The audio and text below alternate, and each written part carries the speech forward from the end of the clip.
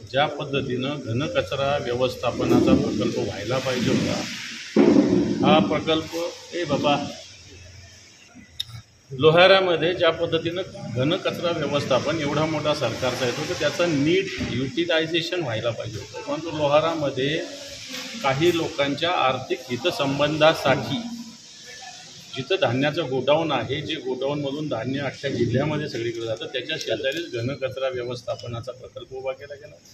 त्याला कोणती तांत्रिक मान्यता नाही, पर्यावरण विभागाची मान्यता नाही, आरोग्याचं काय होईल, पर्यावरणाचं काय होईल, याचं प्रोसेसिंग काय होईल याचा विचार न करता फक्त भर अब्दुल्ला गुड थैलीने या हेतूनं प्रकल्प करण्यात आला आहे।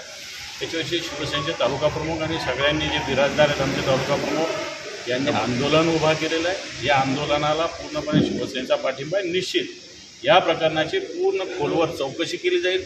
संबंधित त्यावेळेस CO असतील, त्यांना सपोर्ट करणारे अधिकारी असतील, छोटे मोठे, निश्चित यांच्यावर कारवाई करायला आम्ही भाग पाडू।